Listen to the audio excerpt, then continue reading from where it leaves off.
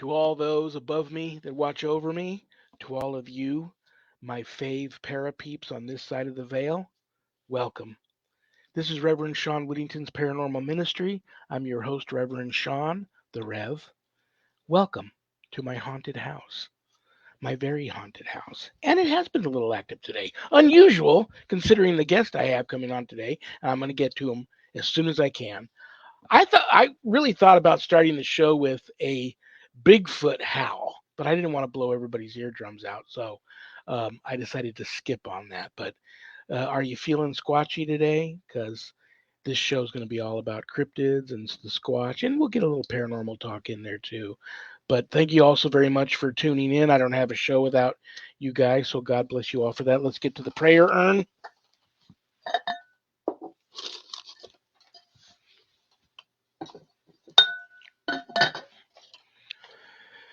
Pete M. from Oklahoma. Rev, my dad just passed away. I am so sorry, Pete, to hear the bad news. Um, the funeral is Saturday. I would assume that's tomorrow. He lost a long battle with cancer, but lived a long life. He did believe in God. Could you please say a prayer for him? Pete, absolutely. I will say a prayer for your father.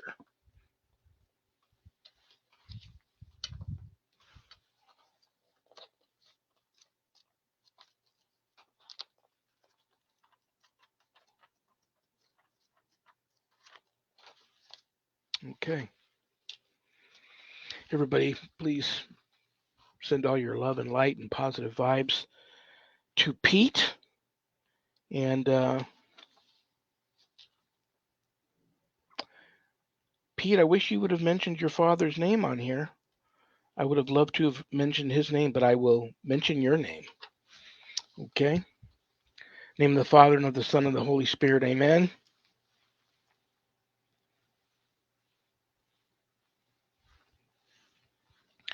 God our Father, your power brings us to birth, your providence guides our lives, and by your command we return to dust. I pray for the dead, especially for Pete's father. May those who have been dear to me in life find a place in you in heaven. Lord, those who die still live in your presence. Their lives change but do not end. I pray in hope for my family, relatives, and friends, and for all the dead known to you alone. In company with Christ, who died and now lives, may they rejoice in your kingdom where all our tears are wiped away. Unite us together again as one family to sing your praise forever and ever. Amen. Hang in there, Pete. I recently lost my father a couple of years ago. Still haven't got over it, so I know how tough that is. God bless you, brother. And he's in heaven. You know that. Okay, let's do the paranormal ministry mailbag. Boom.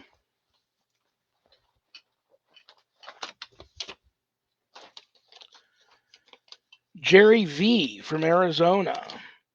I'm a real estate agent. There is a house I'm trying to sell which is haunted. What should I do? Paranormal activity spikes every time I show the house. Jerry, been there, done that. Yeah, I've investigated many a haunted home for a real estate agent or two in my day. Not much you can do. Um, Go in there one time by yourself, introduce yourself, and just talk to them like a normal human being to people that were once normal human beings. They just don't have a body anymore. There's a very special reason why they're still there, and there's a special reason why they get active when you show the home. They either something about the people that you're showing the home to they don't like, or they're just trying to get your guys' attention. Like, okay, cool if you want to buy this home, but we come with it. So talk with them. Ask them to please not scare off potential buyers, that you're doing your very best to try and keep the memory and the life of the home alive for many years to come by getting somebody good in there, and you come with all respect and yada, yada, yada, and all that sort of stuff. But if it gets to a point where you can't handle it and You keep scaring, they keep scaring off all the buyers. You may want to bring somebody like me in to do a good home cleansing and blessing and to talk to the spirits for you on your behalf and see if that will help. But good luck with that. Believe me, you're not alone. It happens a lot more. Okay, guys. Anything you want to know about my wife and I and our ministry work, go to our website, www.ghost-b-gone.biz, and that is our ministry. That's our website and our ministry here in Las Vegas.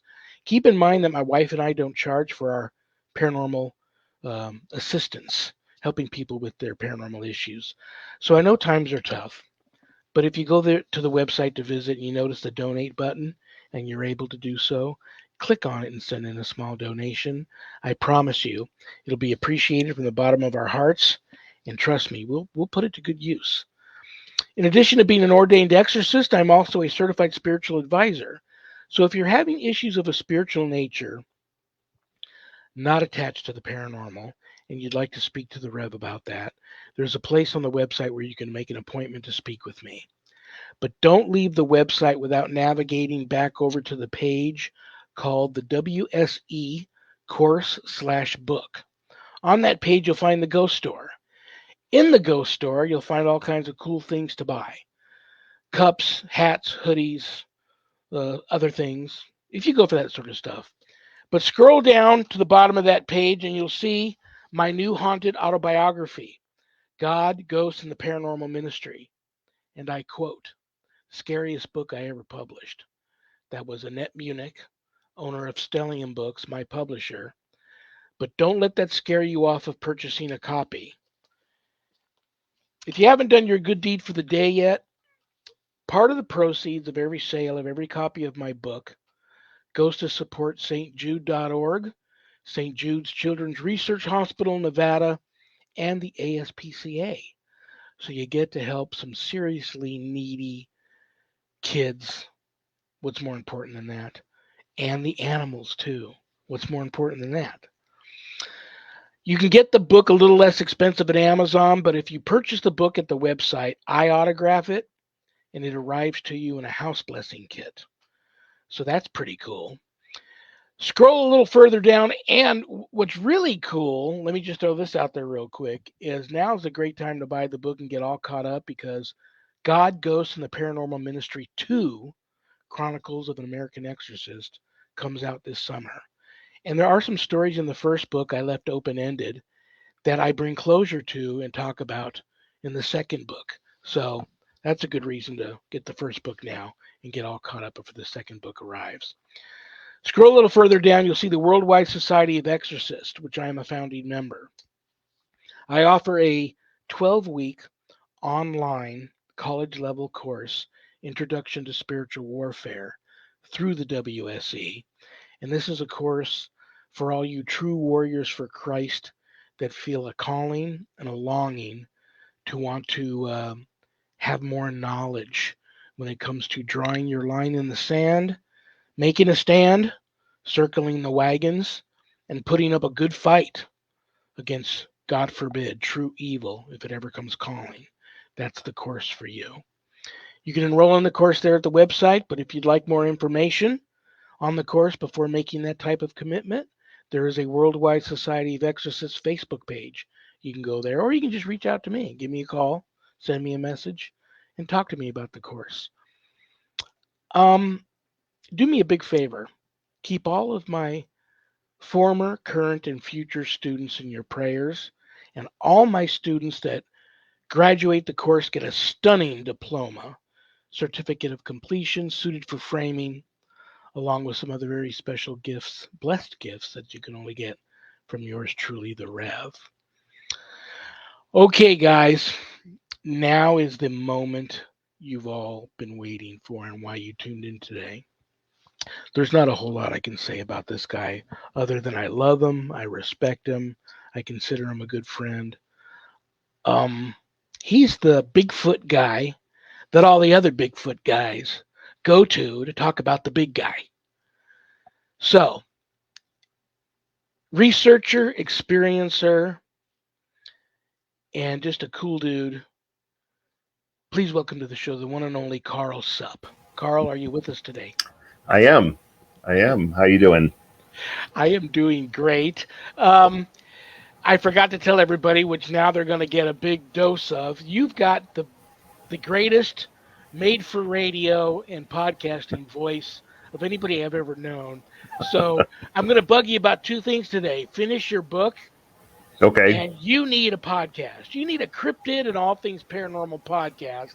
And if you need any help with that, talk to me, okay? Well, I could always do a voiceover for you too. And now the Reverend Shawn Whittington. Be Yeah. careful what you wish for.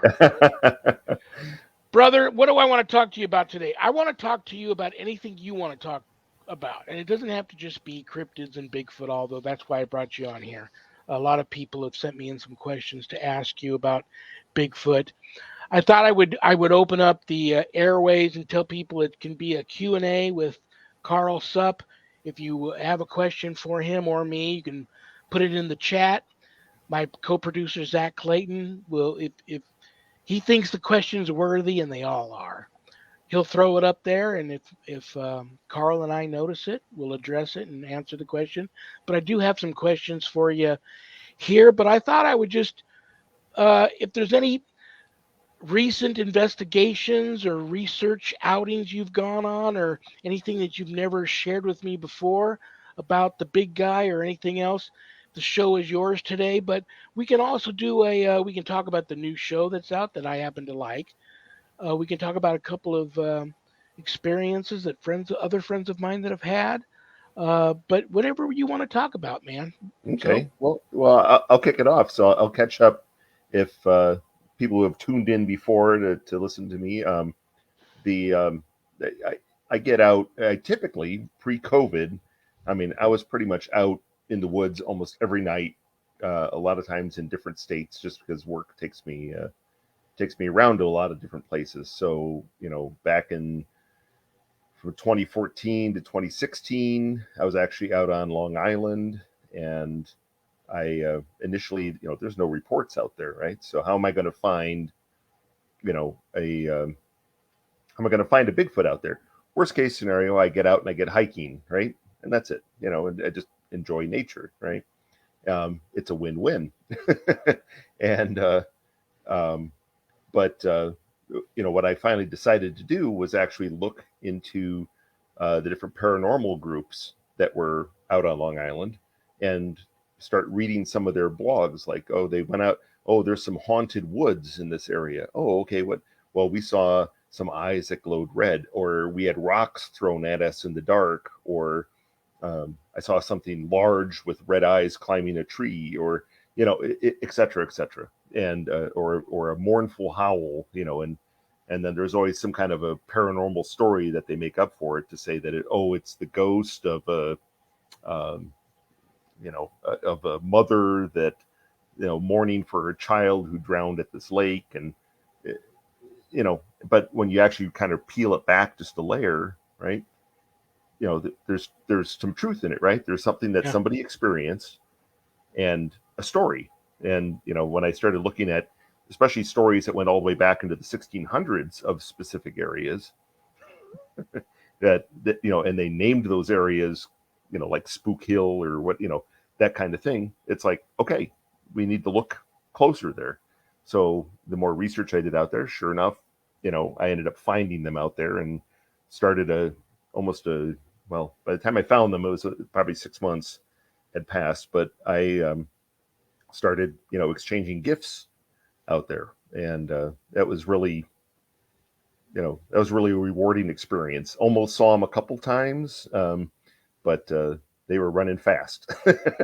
I'll put it that way. And and then fast forward, I was in Chicago, the suburbs of Chicago for a couple years, and did research there, and ended up seeing three of them there. Once I had narrowed it down to an area where there was actually you know uh, beds that I found, bedding material that had been woven, and it was like, okay, they're in this area, and then you have to kind of backtrack and look.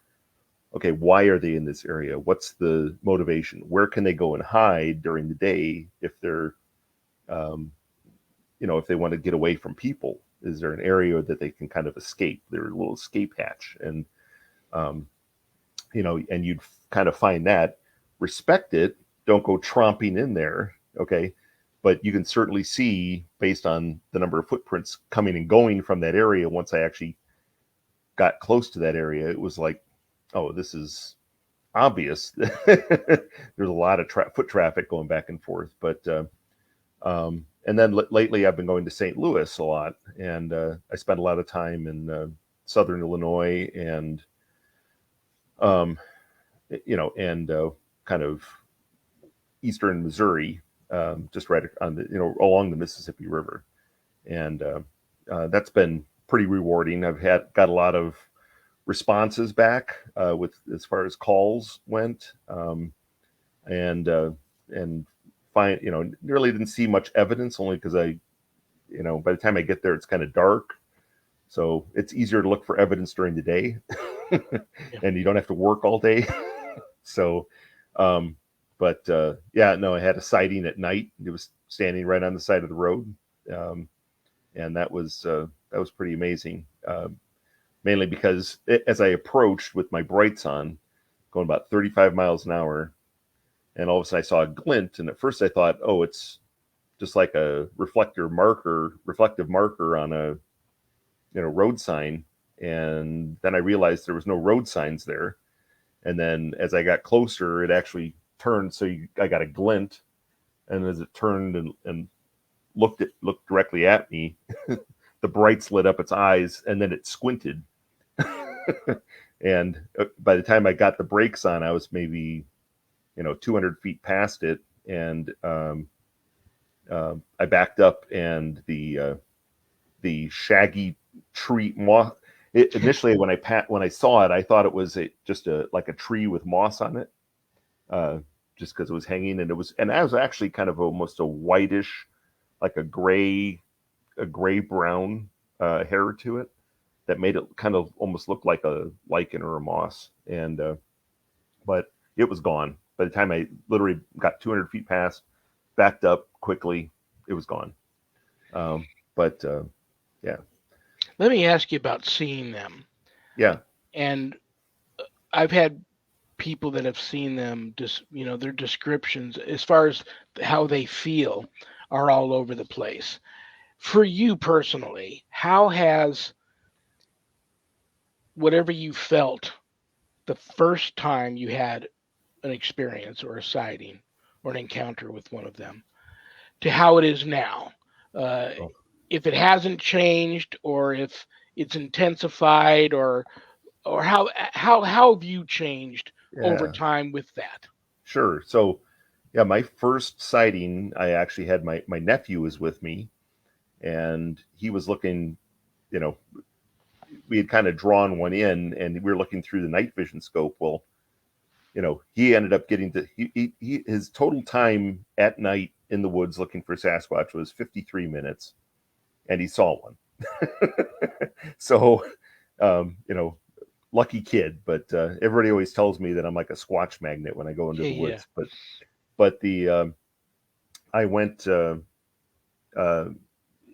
at that time, it the female subject ran behind a tree that I saw, and then she stood behind that tree with her hand just on the side of that tree for about 3 minutes. So 3 minutes is like an eternity as far as the Sasquatch sighting goes. I don't think she realized the hand was visible and her forearm, so you could actually see all the hair hanging down in just the light breeze. The hair was moving. You could see the infrared glow off the fingernails. It was, you know, it was amazing. But then the moment she took her hand down off of there, I didn't know where she was. And then we started hearing other things, and I'm thinking to myself, boy, my sister-in-law would kill me if my nephew was snatched or I I had no idea. I had no idea what to expect. Once they kind of went, when she went hidden again, and so there was a little bit of anxiety with that, but I wasn't really nervous. I didn't run away. I didn't, from that. But my second sighting, I actually saw one running, and it was daytime, and I'll never I'll never forget the speed and the smooth gait, and it was like a rocket coming out of there. I mean, it had to have been running 30 miles an hour across Wow. some pretty rough terrain, um, and the moment I saw that, I thought, you know what? At any given time, if they really wanted to, that they'd take me. Yeah. They could get me. It doesn't matter what I do. You couldn't draw fast enough. You couldn't. You know, there would be nothing to protect yourself. So the only way to protect, the only way to do it is to really communicate with them and understand them and kind of converse with them more at their level or our level. And over the, since that point, start thinking like them more. Um, that really, that really eased my mind. It's like now I don't. Now they'll come within, 30 feet of camp. I can hear them. I even offered the one time, and I think I told you the last time I was on, but it was right within, right by the campfire. There was a bunch of dense brush behind me, not even 5 feet behind, and I kind of, and I just as I was pouring a shot of whiskey, I heard the brush really start shaking, and I thought to myself, okay, well, it's interested. So I poured a shot, and I didn't turn around. I gave them full control. I didn't look. I didn't look. I just reached behind with the shot glass towards the brush, and the brush moved, and the brush moved, and the brush moved for about a minute. It was thinking. It may have been even coming closer, and then it decided it didn't want it, or that it was just too scared. Yeah, You absolutely. know.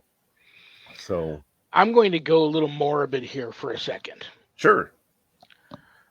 Um, I have a friend that I know who he's retired now, but he spent most of his adult life and probably 40 years as a forest ranger, and he had been stationed in out in some areas like in some of them big towers, Yep. areas where people just don't go, and you never see people. And it's basically you're watching for fires and things like that. It's I guess some of these areas are federally owned. Correct. They some of them may be, yeah, he's forest ranger, so some of them are national parks, some maybe not.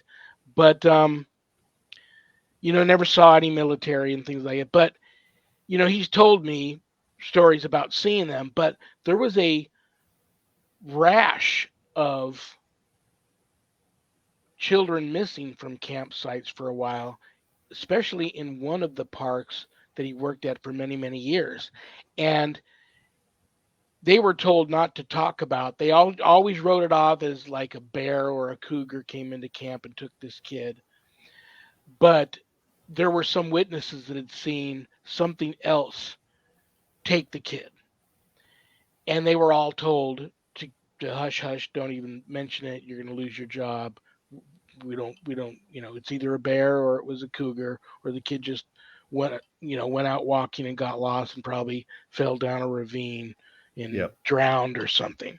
Sure. So now if they are abducting children, and like you said, they could abduct anybody, they could abduct an adult, they can abduct a child. Let's say in the abduction theory, let's say the men, if they abduct a child, and they're always the troublemaker, and you hear of some of the indigenous refer to them as forest demons. So let's say the men take them and eat the kid. Let's say the women take them and raise them. Yep.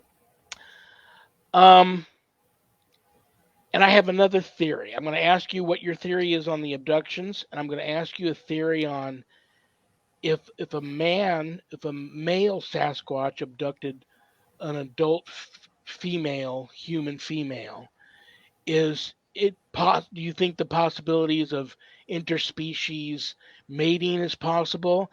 And now the third part of this question, I'm laying it all on you here. Diseases. I remember all the years I worked with the Siegfried and Roy people, where we took care of the lions and tigers was right next to where the dolphins were.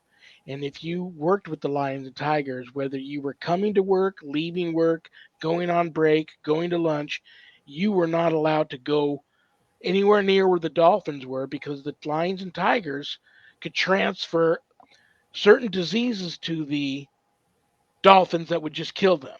And it happened far more than they ever let on. And it was terrible and it was sad, but it is what it is. Yep. So they really cracked down on that. If you worked over there with the Siegfried and Roy people, you couldn't go anywhere near the dolphin habitat. I know these things are intelligent, and maybe even and I'm sure, and perhaps the government does know. Do you, I want you to talk about diseases and maybe the reason why it's so hard to find them. And I have another theory on that. But they either have diseases they can transfer to us that would just kill us, kill all humanity, just move through us like wildfire. And maybe the government knows about it, maybe they don't. Maybe Squatch knows about it. Or we transfer something to them that too much intermingling and being close to them, we transfer something to them that could kill them all out. And maybe it's already happened once. And they know about that. And maybe the government also knows about that. And that's why they're so hush hush about this. So I laid on the abduction thing, the Okay. Yep. difference between males and females, and I laid on you the the disease theory. Okay. All right. So let's see. So abductions. So at least the ones that the ones that I've interacted with, I've never really felt that they were looking to snag people or whatever. But I think that and I've heard some other stories about this where like a child you know wandered off from camp or maybe was taken from camp, but they end up finding it was barefoot. The boy was barefoot. They end up finding him 20 miles away 3 days later. His feet, and he said, "Oh, this Yeah, I remember this that. bear helped me out." Yeah. And and the kid was only like 3 or 4, but he said it was a big bear. Um, and I know of no bears that would help a 3-year-old child 20 miles through the wilderness. But the other one, um, but I don't know. I've never gotten a feeling that they were out specifically looking to abduct somebody. Although there are some stories throughout the history. There was a camper or gentleman that was in the 1920s. I think it was 24. He was kidnapped in British Columbia and taken almost like 50 miles to basically a Bigfoot clan up there, and he felt that the intent was that he was going to mate with them, Hmm. and that's why he was brought all that distance and the thing. Literally, he was scooped up in his sleeping bag at night, and he couldn't get out of it. He was just in the sack, and he was over the shoulder on the back of something, and just running all night, in the darkness. So he had no idea where he was even. Think about how Um, much ground was covered. right. He knows that he was on the over the shoulder of something that ran all night. Yep. Correct. Wow. Think about that for a minute. And you talk about the speed and the ground that they cover. Yeah, just that's so incredible. I find that so incredible.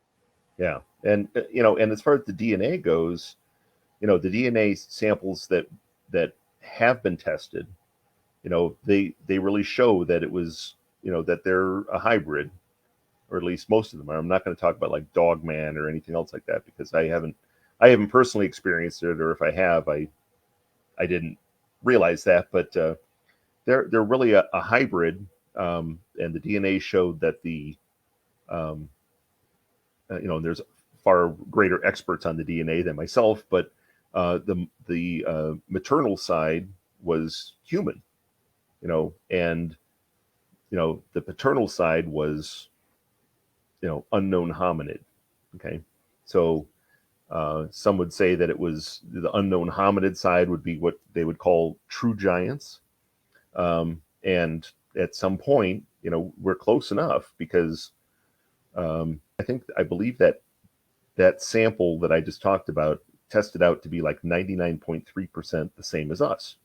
So good enough in order to, in order to mate with. And I've had some people, asking me when I'm in the woods doing a call or something. They said, Yeah, "How do you know that you're not actually like calling them in and going, hey, come yeah. here?" And I'm like, nah, I'm not worried about that. So I'm gonna do my best to talk about this and not turn this into a Sasquatch pornography show. Um, could we couldn't even imagine, but I don't know if a man could hold up to doing that with a female squatch.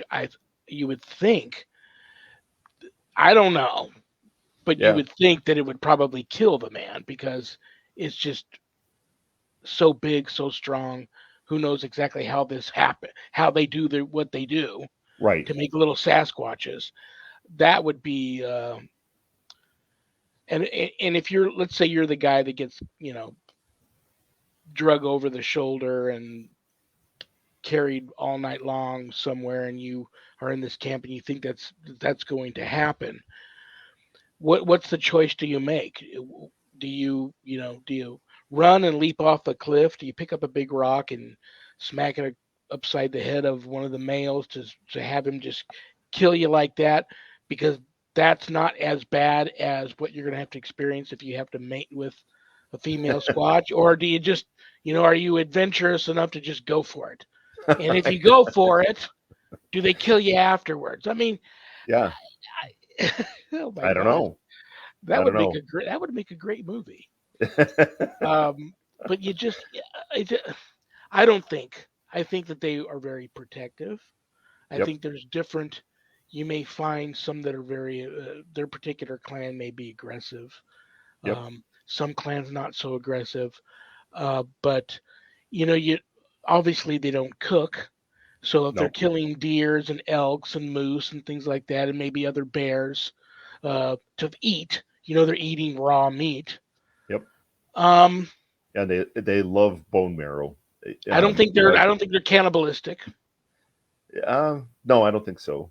I mean, I don't have any evidence to that, but I mean, I know they love bone marrow because I've found elk and deer that have been picked clean and all the bones, I mean, really down to small pieces, have been snapped, broken, and all the marrow has been sucked out of it. So, as far as I know, I don't know of any coyotes or wolves out there that will suck marrow out, Yeah. out Well, of bones. let's talk about diseases now. What do you think? Oh, there Oh, you here go. we go. Thank you, Zach. We'll put diseases on the back burner and we'll talk about gifting. Yep. That is a picture. I sent Zach actually three of them, and one's fine, Zach. You don't have to put the other three up if you don't want to. Um, that is a ancient wooden flute like Yep. uh, instrument, Yep. if you will, that was gifted to you It was. by a Sasquatch, Hmm. um, which I know it's very fragile. And I joked with you in the green room before the show started that if that was gifted to me, I'd be wearing it as a necklace. Um, so it's definitely too fragile to do that. But now I want to ask you. I remember you talking about just prior to getting gifted that you would hear whistling, song like whistling Yep. from these creatures before you were gifted that. Maybe this whistling was coming from the instrument and it was Mm, showing you this is how I made this noise. Can you make this noise yeah. back using Yeah. this? Or It maybe it was was the definitely. lips. It sounded more like lips. It sounded just like just. regular whistling, but a little louder volume, certainly a lot more air volume passing over the lips. Even though I was probably 300 feet away from them, they were hidden, and you couldn't, I couldn't see them, but you could certainly hear the wind passing over lips. Yeah. The the um, the flute itself is it looks like it was made quite a while previously, and one piece it kind of actually was broken off of it, but it was you could, I mean, real close-ups of the of all the finger holes and everything. It's very crude, like a stone was used to carve out each of those holes, and it's really an interesting piece. And at the time, absolutely couldn't believe what I was looking at when I found it. I was like, "Are you kidding me?" like, Yeah, um, unbelievable. And you talk about using a stone to carve. I mean, there have been stone carvings found oh yeah, by squatchers out there, researchers that clearly have been made by something. So that's intelligence, oh and yeah, that's something with thumbs and something with it can think oh, to be able to manage that. absolutely. I was in an area that was probably 15 miles from nobody, and hiking through the woods. I'm looking for nesting sites and so forth, and I see this rock outcropping. So I go to check out the rock outcropping. I get up to it, and I find this piece of sandstone that had been smashed onto the rock. It was like a larger, it's probably about an 8-inch diameter stone smashed on the rock, and something in this remote area had taken the rock and then scratched and was drawing with it on the other sandstone. So it was like, the script, and I look down and it's like, well, that's, you know, I know of nothing that would smash a rock and then take pieces of it and start drawing with it. That's So, what do you think about the disease theory? Am I so. reaching here? I think so. They're pretty hardy. I do know that it's possible like smallpox affected them. I'm not sure, but it seems to me that at least you know long before that their numbers were far less than they are today. I think their numbers have been increasing steadily. Obviously, I have no proof on that other than the fact that I can go into certain areas, like I can go into Chicago and find them in the forest preserves. I can go out on Long Island and find them. I can go into outside of St. Louis and find them. So it's and of course they're in Arizona, which is where I'm based out of. But it's it yeah, I don't know. I'm not sure that they're really affected as much. I know it's going to sound weird, and I don't think I ever talked about it, but I mean, I was actually touched through a tent by one back in 2013, and that was that was slightly scary because when you wake up and your head's lifted off the air mattress, and then as you start stirring, waking up, all of a sudden you hear, the dermal ridges of the hand sliding against the nylon of the tent as it kind of set you back down, and then you hear bipedal steps going off into the woods at 3 a.m. in the morning. That was Letting um, you know, how gentle they can be. right. That they mention that's the ultimate. They meant you no harm, but absolutely you could have just been squashed like a bug. Oh, absolutely. I mean, it Absolutely, it yeah, it had my head completely in its palm. So, and I'm not a small guy. I'm 6'5". So, yeah. Incredible. Let's talk about this show, okay, Expedition Bigfoot.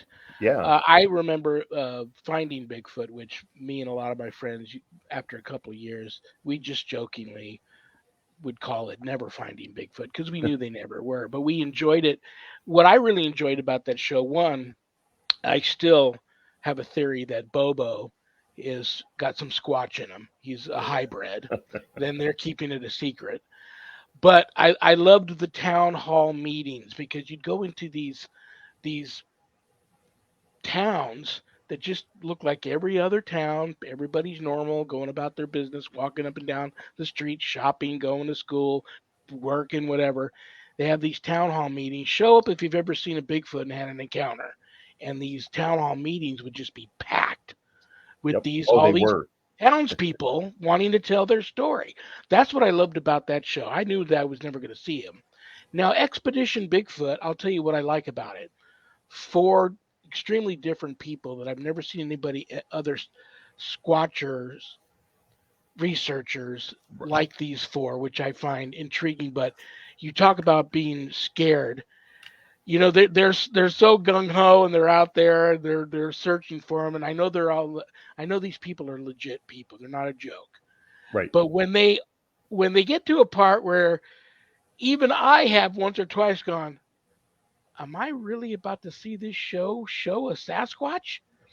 You can see on their faces they're stopped dead in their tracks and they're shaken to their boots. They're frightened. They're like, "Oh my god, am I actually about to encounter one?" And you can't, there's no shame in being afraid. Come on. I No. would. You know, you go searching for them, know ahead of time. If you eventually find one, you're going to shit your pants because that's just what people do when that happens. I So am beyond that point. I'll put it that way. I'm not, and I do that if I get scared enough, and I have in my life.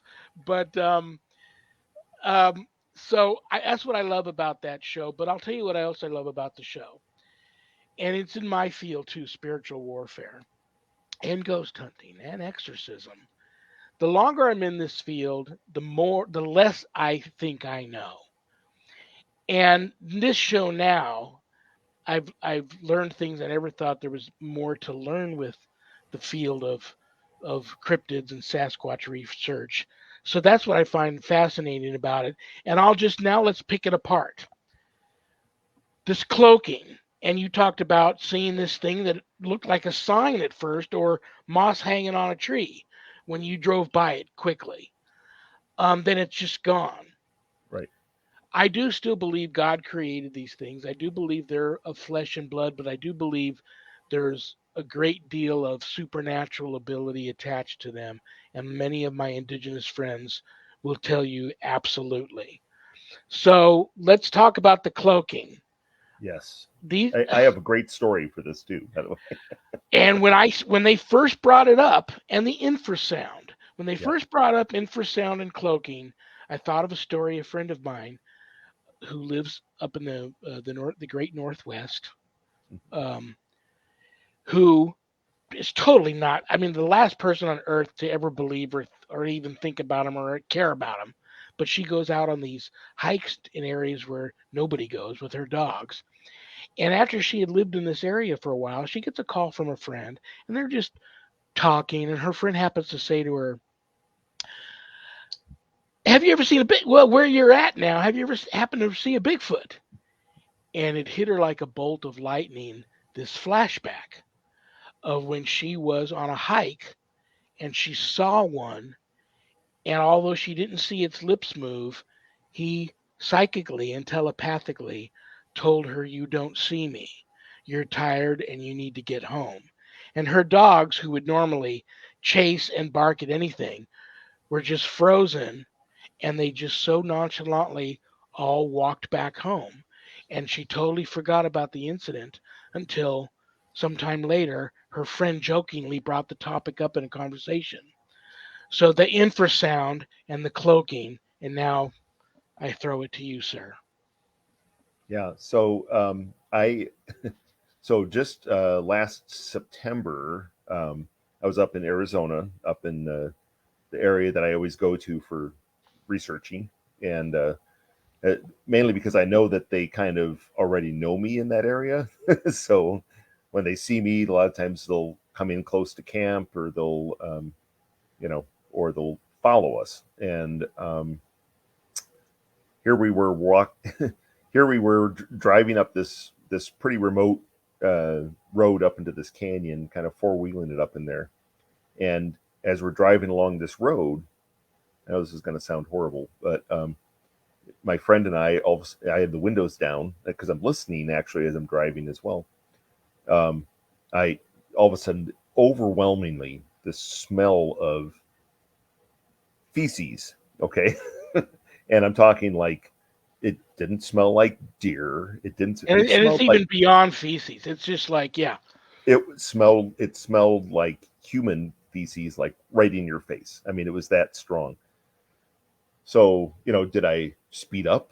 No, of course. I stopped the car And immediately, skunk, and and a lot of people say it could have been a skunk. No, skunk is different.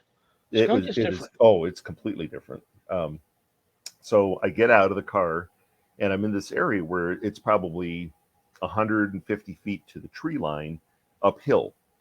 So I start hiking up that direction towards the tree line, and the smell moves. Okay, all of a sudden the smell's now off to my right, and then and I finally I'm like, I can't give chase. I'll go back to the car. So I go back to the car, and when I get back to the car, it was dissipated. And the moment I started up the car again, all of a sudden the smell was overwhelming right near the car again. Well, we had a clear view for 50, 60 feet at least around where the car was. So I don't know how that smell could transit into the vehicle. I mean, it was pretty strange. So I drove further down the road, about another maybe a quarter mile, third of a mile, and I get down into this big meadow, and I parked and I got out and I just sat down in the middle of this meadow. So I've got clear view for probably one direction's probably almost 300 feet. Okay, before it gets to the tree line, and go to the other side and it's maybe 100 feet. So I'm in the middle of an completely open area. And as I'm sitting there, I can smell this human feces smell. It was circling us. It's on one side, it's on the other side. Very light breeze, but it wasn't swirling breeze or anything like that. It was unusual. My friend was even he's like it's within 20 feet of us from the strength of the smell, but we couldn't see anything. It was just not there. That was really an interesting experience. As far as like a true cloaking type of thing, that's the only thing I could think of because, like I said, we had, and I kind of set up in the meadow particularly to test this, and the fact that it happened like that, it was very unusual. But Well, let me ask you this about the smell. yeah, And old time squatchers will tell you, like, if I don't get that smell, I know regardless of what I'm experiencing, I know it's not Bigfoot. I really go off of the smell. My wife used to raise wild wolves back in the day. And yeah, she would talk about the only drag was you could never let them inside because they always smelled like you know what, because yeah, they would do it and then they'd roll around in it. Do yeah. you think there's any of that going on with them? Because that's bears don't smell like that. Elk No, don't smell. Bears and elk they smell nasty and they smell like bears and elks. yep, But squatch, that's I mean, yeah, that's a that's a whole new I've smell. smelled the demonic and I've smelled squatch and it's different, but it's both bad. And you Oh, it wonder if is. you think there's any of that going on, I, I taking it and putting it on them or rolling around in it because every clan has their own scent. Yeah, it's possible. There's some people that theorize that that's the males that actually, almost have like a scent gland or whatever. But it's more than that because now it's this one that I smelled last September or October, or yeah, end of September last year in Arizona. It was, like I said, it smelled just like human feces, and the but the only all the other close encounters that I've had, no smell, and Really? I except for one in when I was on Long Island, and I just missed seeing it by seconds, hiking around this corner, and all of a sudden I hear it, so I started, hoofing it in that direction, and I got there just in time to hear it running down through this thick brush, and but the smell trail that it left was it was horrendous.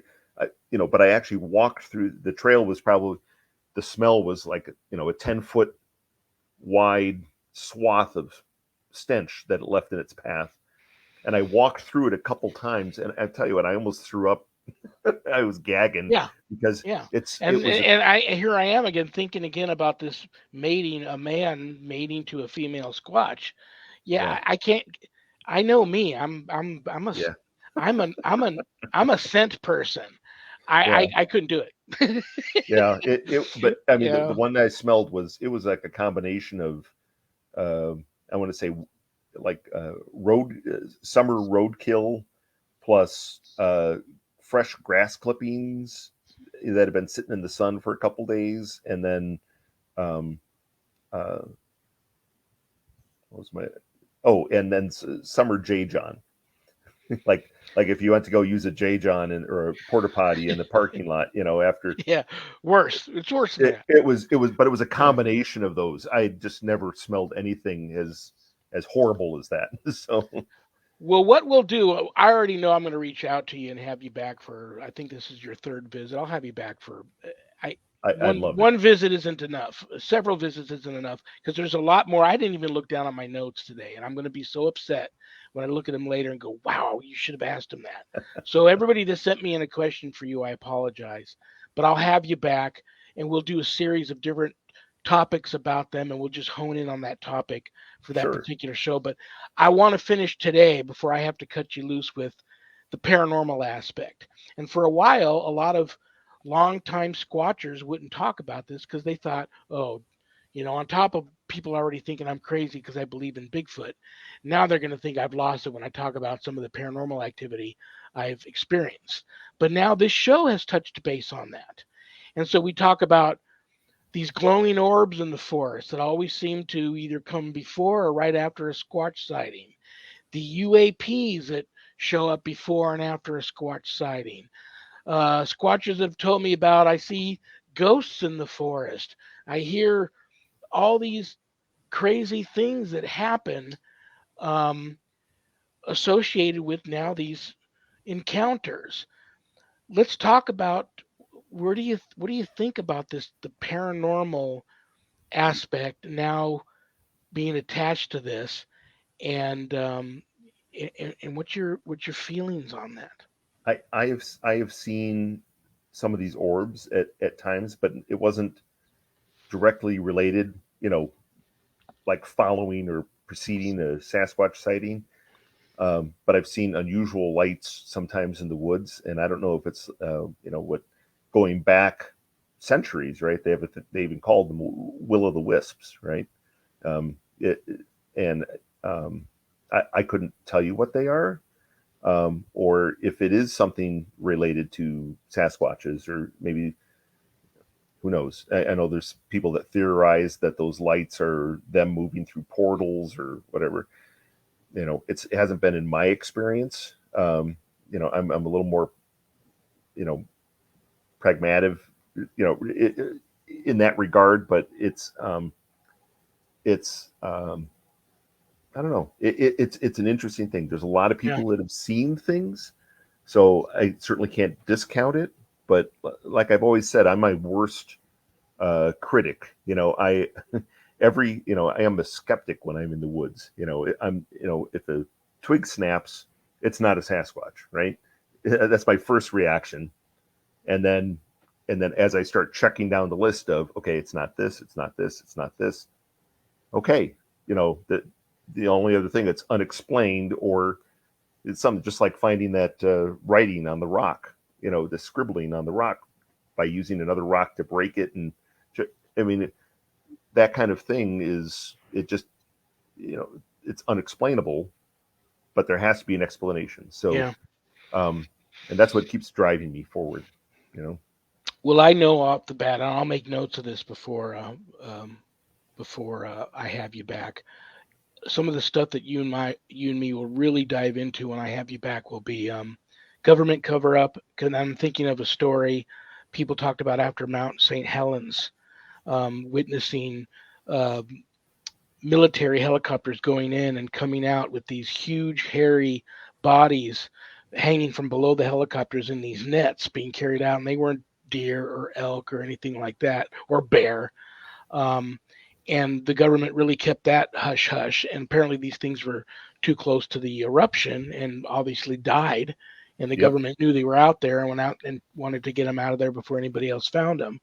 So we'll dive into that a little bit, cover up. And the beddings and the structures. I have some theories on that.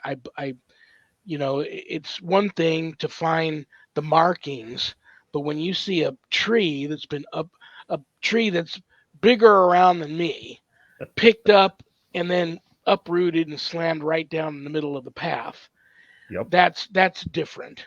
Absolutely. And I have theories about the females being the ones doing the woven with the huge branches the size of my arm, the woven beddings, and I believe it's more male, the structures where you see the trees that are huge trees that are all made into a teepee. Um, I have theories on that, but we'll cover all that when I have you back. So you had fun? Will you come back? Oh, absolutely, absolutely. And just to know, let you know too, I am, and maybe if we have a few minutes, I'll even talk about the Piasaw bird next time, which is, Absolutely, talk about absolutely. extra cryptids. I'll tell you right now. I already know I'm booked to the I'm booked to the end of September. I'm Okay, already booking now for October, and I have some dates, both Fridays and Mondays, whatever works for you. I'll throw you some dates. I'll have you back for a um, and I'll have just a few topics picked out that we will just totally. I'll give you a heads up ahead of time what topics I'm going to throw at you. You can bring out all your research books, and we'll just really dive into that. okay, But perfect. God bless you, brother. And anybody else listening too, if you guys want, a lot of my writings are out on ghosthuntingtheories.com. So if you just go up there to the search button, type in Carl Supp, you'll find a bunch of my research and pretty much a research log, and it's pretty detailed. So I'm so glad you threw that out because that's Sharon Day's it blog, is. and she introduced us, and so that's cool. And you'd have some great stuff on there. So I love you, brother. Have a great remainder of your Friday evening and your weekend, and have a great 4th of July. God bless you. I'll talk to you soon. Thank you. Thank you very much. All Good right. night, brother. Carl Supp. I always go to the website and type in "What's up?" Carl, I love you, brother. All right, guys. I love Sasquatch. I used to never be a Sasquatch guy. And Jill, I saw your question, and I will after the show's over, I'll go back and read and answer your question. But thank you all so much for tuning in. Who's my guest? Okay, guys, I'm calling out the big guns and asking you all to make sure you're here Monday. My Monday show is a different time. It's 5 p.m. But Monday, the 27th, this coming Monday, it's a tradition that goes back 3 years when I had my radio show. The last Monday of every month was a special night that I called Happy Medium Mondays. And my co host was the one and only, live from Cape Cod, the happy medium herself, Susan Ahern, will be here. She agreed to rekindle and bring life back to Happy Medium Mondays on the paranormal ministry here. So the last Monday of every month will be Happy Medium Mondays, where Susan will be here for an hour doing live on air psychic readings. They're quickie readings, and it'll all be from the chat room, no call ins. So you tune in, you type in a question to Susan in the chat. Zach will put it up on the screen. Susan will read it. She'll answer your question. You're going to love her if you don't already know her and love her. So that's this Monday, the 27th, the first Happy Medium Monday on Reverend Shawn Whittington's Paranormal Ministry Live this coming Monday. Tune in. I want to give her a nice, big, warm Paranormal Ministry family welcome. Now, I want to thank a lot of people here real quick, and then I want to do something a little different. I want to thank Things Network. I want to thank Temple of Phoenix Rising Entertainment. I want to thank Skeleton Key Network. I want to thank Pact Podcasting for All Coming Together channel for simulcasting my show. And this is what I'm going to do from now on to finish the show. I'm going to tell a bad joke. It's my poor attempt at putting a smile on everybody's face because of all I'm overwhelmed right now with how many people reach out to me throughout the weeks leading up to shows on how depressed everybody is about just the world right now in life. You name it, they're depressed about it, and some people feel that they've lost all hope. So it's my poor attempt at putting a smile on everybody's face, but I'm asking all of you to contribute. Start sending me in your favorite bad joke. I'll write it down. I'll attach your name into it. I'll pull them from a hat, literally pulling them from this hat, worn by a carnival barker who asked me to come and investigate his carnival once. And when he passed away, his daughter sent me his hat because she said he knew that you would love to have that hat. And I'll tell you, the weird energy on this hat is off the charts. And I'll tell you, in my second book, I talk about that story where I went to this haunted carnival and investigated. So look forward to that in the second book. But I'll pull the jokes out of that hat and I'll read them live on air at the end of the show. So I will kick it off today. And he was also a magician.